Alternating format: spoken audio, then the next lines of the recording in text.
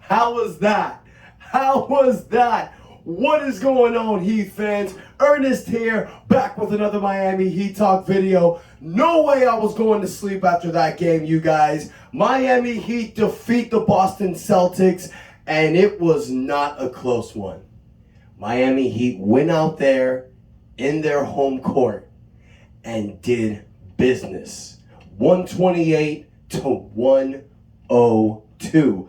Miami Heat win by 26 points and take the series lead 3-0. Guys, we are 1 game away from the NBA Finals.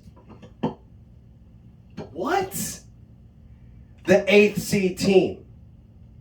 The team that started 7th seed, lost to the Atlanta Hawks. Everybody wanted to lose against the Bulls to get a draft lottery pick. But instead, you beat the Bulls. You beat a rivalry in Milwaukee 4-1. The rivalry that started in 2020, and then you get swept in 2021. Payback. Then in the second round, you rekindle a rivalry from the 1990s. The New York Knicks. You beat them 4-2. Now, in the Eastern Conference Finals, against the Boston Celtics, the team that we've been rivals with since 2010, the first playoff series we had with them before LeBron came into this team, then the rivalry we had with them after that, first Eastern Conference Finals in 2012, second one in 2020 in the bubble, last year that incredible 7-game series. The Boston Celtics, we're up 3-0.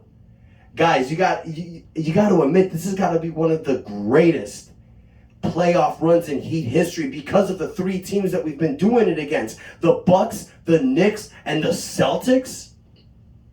Screw you, NBA. Screw you, ESPN. ESPN, who, by the way, gave the Miami Heat a 3% chance to win the series. Gave Boston a 97% chance to win the series. Then after Miami Heat win up 2-0, what do these come mierdas do? They gave Miami a 35% chance to win the series.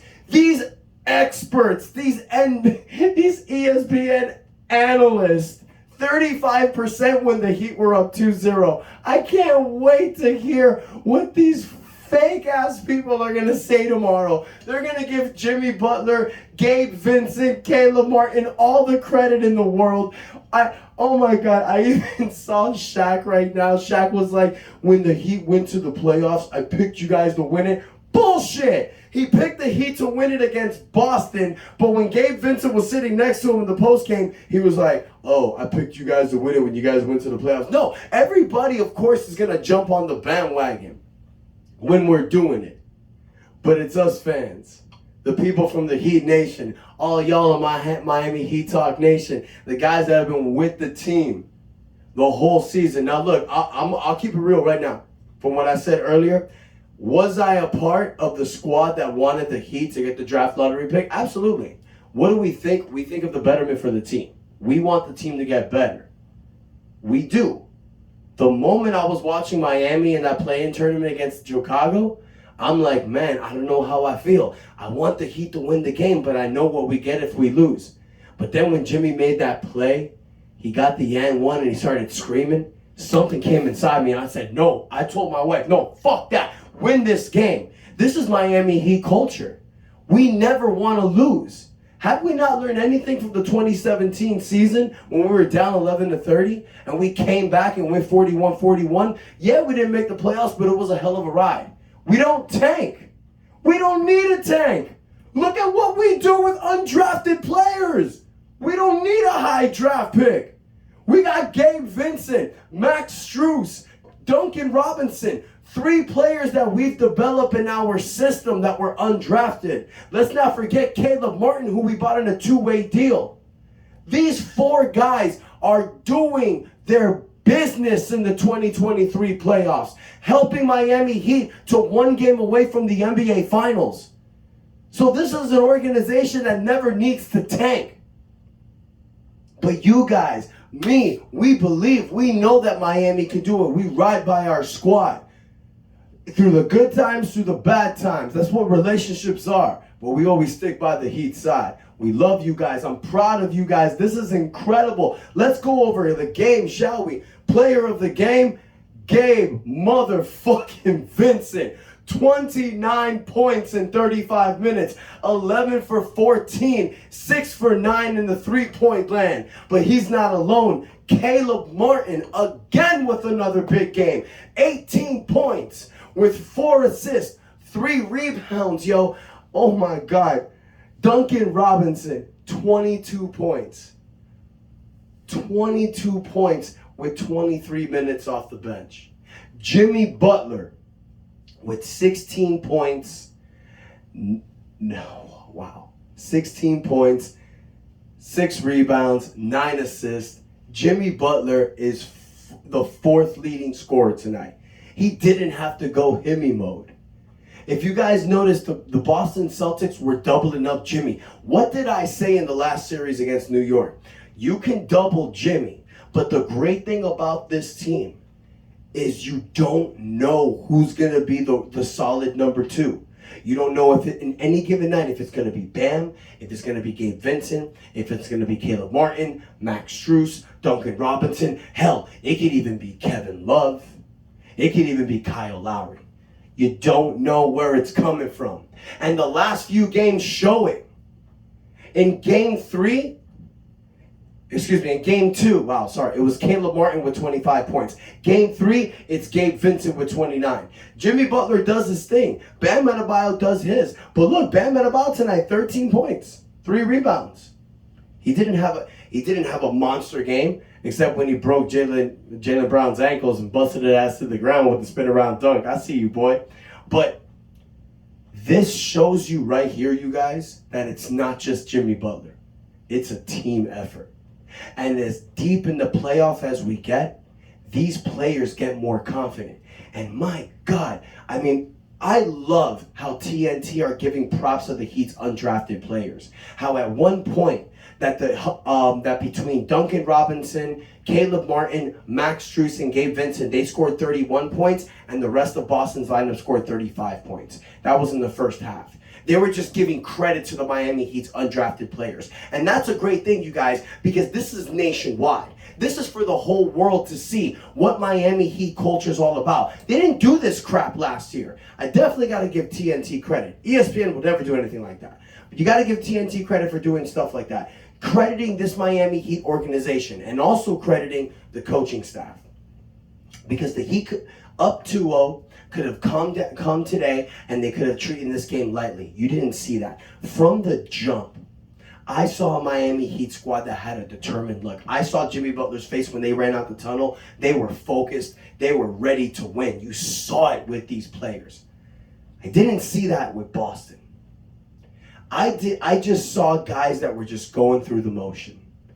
And you guys, Boston's a lot better than what this game showed. Jason Tatum, Jaylen Brown, you guys saw it last year. This team went to the NBA Finals. It's the same team back, but they're upgraded with Malcolm Brogdon. The problem with this team is Joe Mazzulla, in my opinion. When the team came out from the half, down as much as they were, they had no fight in them. There was one timeout break where everybody was just sitting quiet, and Al Horford was trying to get the guys going. Joe Mazzulla is not a motivator. And for any Boston fan that watches this channel, please tell me in the comments how I'm wrong. Explain to me how I'm wrong. I don't see it really in the players. In a way, I do. They're young. Jason Tatum, Jaylen Brown, these are the stars of the teams, but they're not leaders. They're still young. They're still working that way. Boston doesn't really have that guy besides Al Horford, but he's not really known as a leader. You don't have a Udonis Haslem, a Kyle Lowry, a Jimmy Butler, an Eric Spoelstra with the great coaching lineup. I don't see that in Boston. So as great as the Miami Heat is playing, Boston can be just as good, but they're not being motivated right. That sucks. Good for us, though. We're up 3-0. So on to Tuesday, you guys. Game 4. We have an opportunity to shut this out and close them out. We want to shut this out in Game 4. The NBA Finals is already set. It starts June 1st. Whether this series goes 4 games or 7 games, series starts June 1st. Especially with what Denver's doing against the Lakers. Denver's up 3-0. I want the Lakers to win Game 4. I want the Lakers to extend that series. Excuse me. But chances are Denver's going to close this out probably in 5. Who knows? The Lakers can come out with a determination, but chances are Denver will close this out very soon. You want to close this series out as well so you can give Jimmy, Kyle, Kevin Love as much rest as possible. Speaking of Kevin Love, he did get injured in the beginning of the game. People thought it was his back. Turned out that he rolled his ankle. It didn't look really serious. But by the time he came back, he didn't really need to play. Miami already had a stranglehold lead in the game. They were up by 20 at that point. There's no need to play him and further risk him getting injured. Now, I did hear that by the second half he was putting up shots. He was working out and playing. So it did seem like he was ready to play. There's no need to risk it. So I did want to give you guys that little bit of an update. But here we go. Game 4. We shut this out, you guys. We have an NBA Finals matchup. And what it's looking like right now, we will make our 7th NBA Finals. And we will have an opportunity to put a fourth year on that banner. And I can't believe I'm saying that, you guys. Because after last year, after going to Game 7 against Boston, being one shot away from the NBA Finals, and this year being the 8th seed, no way we would have thought we'd be doing this. But here we are. One game away from the NBA Finals. And you know what? Did I want Lakers? Sure. But I'll take Denver. Because back in November 8th of 2021, my birthday, I'm not sure if you guys remember, but that huge-ass brawl that happened between Denver and Miami, Jimmy Butler was calling for a fight in the back. There's rivalry between these two teams. And why do I mention that? Because if there's anything we've been learning about Jimmy Butler in the 2023 playoffs, he's basically Michael Jordan reincarnated.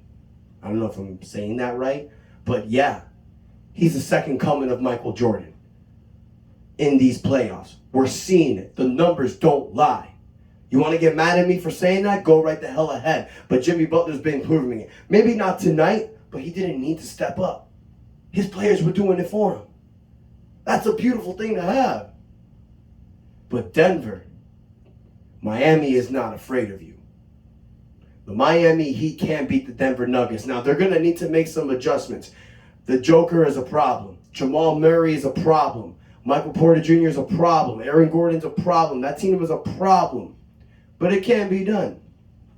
So let me know in the comments how you feeling, you guys. Do you think that Boston is going to pull this out? Or do you think Miami will close this out in 4 games? I say Heat in 4. That's cocky Heat fan talking. I'm excited, you guys. I am pumped. I am so glad that the Miami Heat defeated the Boston Celtics tonight. You did what you needed to do. You protected home court and you destroyed their confidence. And now, you guys, we are headed to the NBA Finals, but the job is not done yet.